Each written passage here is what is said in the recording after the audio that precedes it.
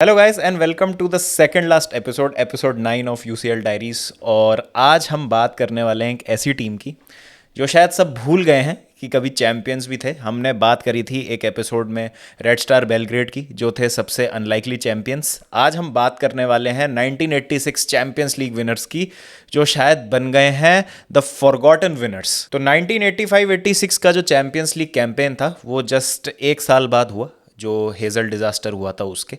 और यहाँ पर जैसे मैंने पिछले एपिसोड में डिस्कस किया था कि हेज़ल डिज़ास्टर की वजह से सारी इंग्लिश टीम्स पर 5 साल का बैन लगा दिया गया था। तो इस कैंपेन में कोई भी इंग्लिश टीम ने पार्टिसिपेट नहीं किया था। तो अगर इंग्लैंड पार्टिसिपेट कर रही होती इस चैंपियंस लीग में, इंग्लैंड से कोई टीम आई होती, तो एवर्टन पार्टिसिपेट कर रही होती, बिकॉज एवर्टन ने एक साल पहले लीग जीती थी। बट क्योंकि इंग्लिश टीम्स इस कंपटीशन में नहीं थी, तो बहुत सारी दूसरी टीम्स को जो अदरवाइज क्वालिफाई नहीं कर पाती, उनको मौका मिल गया इस कंपटीशन में पार्ट लेने का। और स्टाउ बुचारेस्ती ने भी कुछ इसी तरीके से इस कंपटीशन में अपनी जगह बनाई। तो फिर से ये टूर्नामेंट 32 टीमों का था, स्ट्रेट नॉकआउट, 2 लेग्स खेले जाएंगे, होम और अवे, और फाइनल होगा 1 लेग जो कि खेला जाएगा ऑन अ न्यूट्रल वेन्यू। तो स्टाउ बुचारेस्ती का सफर शुरू होता है राउंड ऑफ 32 में, जहां पर वो डेनमार्क की वेले को 5-2 के एग्रीगेट स्कोर से हरा देते हैं। राउंड ऑफ 16 में हंगरी की हॉर्नवेट के अगेंस्ट उनका मैच होता है। अगर आपको मेरे फर्स्ट एवर यूरोपियन कप वाले वीडियो में याद हो, तो वुल्वरहैम्पटन वांडरर्स ने हॉर्नवेट को हरा के ही क्लेम किया था कि वो चैंपियंस ऑफ द वर्ल्ड हैं, और जिसकी वजह से एक यूरोपियन कप का इंसेप्शन हुआ था to actually find out who is actually the champion of the continent. तो हॉर्नवेट को राउंड ऑफ 16 में हरा के स्टाउ बुचारेस्ती 4-2 के एग्रीगेट स्कोर से क्वार्टर फाइनल्स में जगह बनाती है। और क्वार्टर फाइनल में एक बहुत ही क्लोज मुकाबला होता है उनका फिनलैंड की कूसीसी से। बुचारेस्ट में पहला लेग जो है वो 0-0 से बराबर हो जाता है, लेकिन सेकंड लेग के 86 मिनट में पितूर का स्कोर करते हैं स्टाउ बुचारेस्ती के लिए और उनको पहुंचा देते हैं सेमीफाइनल में। और जहां पर सेमीफाइनल में उनका मुकाबला होता है आंद्रलेत से। आंद्रलेत ने बहुत ज्यादा इंप्रेस किया होता है उस टूर्नामेंट में, और क्वार्टर फाइनल्स में उन्होंने बायर्न म्यूनिख को हराया होता है, वो भी 4-1 के मार्जिन से एग्रीगेट पे। तो यहां पर एक बहुत ही ज्यादा मुश्किल मैच होता है स्टाउ बुचारेस्ती के लिए सेमीफाइनल में। और पहला लेग कुछ इसी तरीके से होता है, जब आंद्रलेत के होम में आंद्रलेत 1-0 जीत जाती है, और सेकंड लेग में बहुत ज्यादा मुश्किल टास्क होता है स्टाउ बुचारेस्ती के पास अपनी फाइनल में जगह बनाने के लिए। लेकिन सबकी एक्सपेक्टेशंस के अगेंस्ट स्टाउ बुचारेस्ती इसमें बहुत ही ज्यादा स्ट्रांगली परफॉर्म करती है। मैच के 4थे मिनट में ही पितूर का गोल स्कोर करते हैं और स्कोर को एग्रीगेट पे बराबर कर देते हैं। फिर 23वें मिनट में पितूर का अपने मैच का सेकंड गोल स्कोर करते हैं, और बलिंद के इस तीसरे गोल की बदौलत सेकंड लेग का स्कोर 3-0 हो जाता है, एग्रीगेट पे स्कोर 3-1 हो जाता है, और स्टाउ बुचारेस्ती यूरोपियन कप के फाइनल में अपनी जगह बना लेती है। यहीं पर अगर हम दूसरी टीम की बात करें जो स्टाउ बुचारेस्ती के साथ फाइनल में खेलने वाली थी, वो थी बार्सिलोना। बार्सिलोना ने राउंड ऑफ 16 में पोर्तो को और क्वार्टर फाइनल्स में डिफेंडिंग चैंपियंस यूवेंटस को हराया था, जहां पर उनका फिर सेमीफाइनल में मुकाबला स्वीडन की गॉटेबर्ग से हुआ। वो मुकाबला भी बहुत क्लोज था, क्योंकि पहला लेग गॉटेबर्ग अपने होम में जीतती है 3-0, लेकिन सेकंड लेग बार्सिलोना जीत जाती है कैंप नु में 3-0 से, और फिर पेनल्टी शूटआउट जीत के बार्सिलोना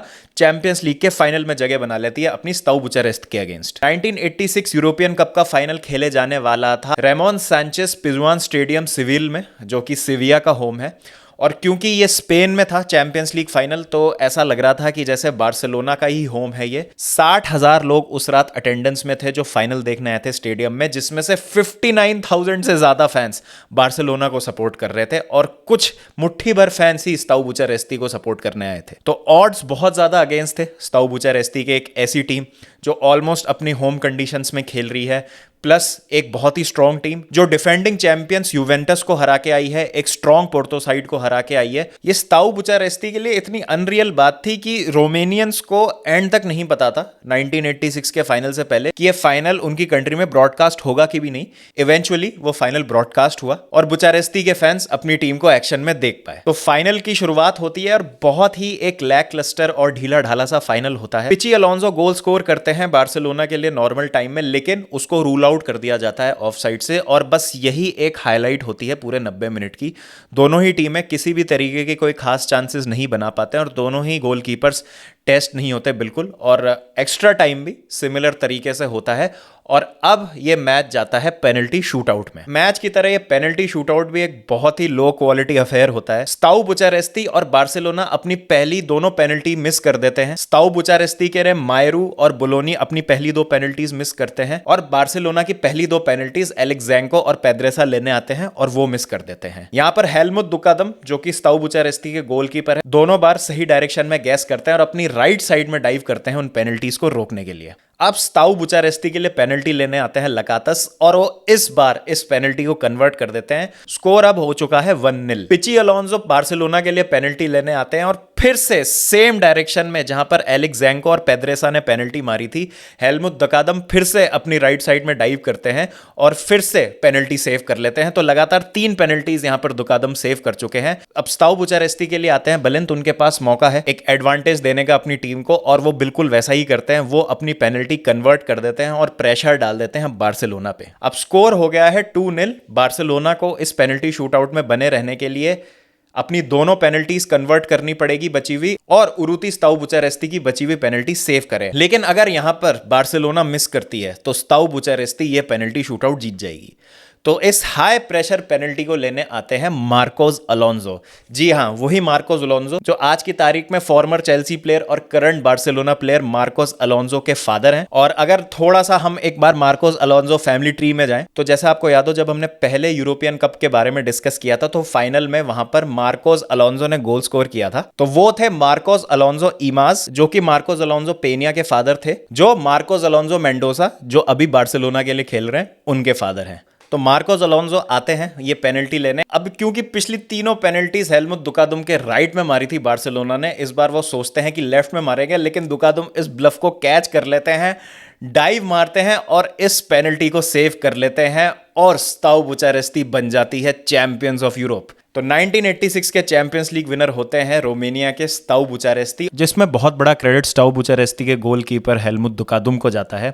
हेलमुथ दुकादुम पहले गोलकीपर बने और आज तक एकमात्र गोलकीपर हैं जिन्होंने एक पेनल्टी शूटआउट में 4 पेनल्टी सेव की हैं और इस मैच के बाद उनको निकनेम मिल गया द हीरो ऑफ सिविल। और अगर हम बात करें उन टीम्स की जिन्होंने अगेंस्ट द ऑड्स जाके यूरोपियन कप जीता है तो रेड स्टार बेलग्रेड के साथ साथ स्ताउ बुचारेस्ती की इस कैंपेन का भी हमको जिक्र करना चाहिए। और एक आपको अगर मैं मजेदार फैक्ट ये दूं कि जो टीम अगर ऑलरेडी एक पेनल्टी शूटआउट जीती हुई है अपनी चैंपियंस लीग कैंपेन में तो कभी फिर दूसरा पेनल्टी शूटआउट नहीं जीत पाते हैं। जैसे सेमीफाइनल बार्सिलोना में गॉडबर्ग से पेनल्टी शूटआउट जीती लेकिन फाइनल में हार गई स्ताउ बुचारेस्ती से।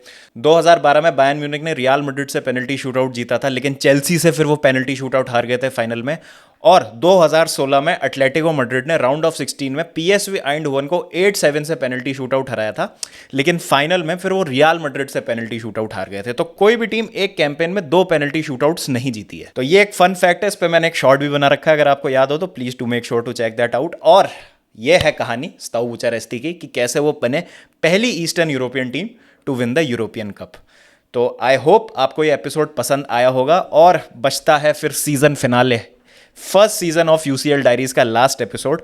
और आप गैस कीजिए वो किस पे होने वाला है और वो जो एपिसोड होगा वो मेरे दिल के बहुत करीब है। तो 99% लोगों तो समझ आ ही गया होगा कि मैं किस बारे में बात कर रहा हूँ, बट स्टिल लास्ट एपिसोड में आपको लेके आऊँगा और वो रिलीज़ होगा कल। तो शाम को 5 बजे आप प्लीज़ उसको चेकआउट कीजिएगा। और भी कंटेंट आएगा आपकी तरफ, तो please stay tuned and do let me know in the comment section आपको ये एपिसोड कैसा लगा। चलिए फिर मिलते हैं आपसे, जब तक ध्यान रखिए अपना, टेक केयर एंड पीस।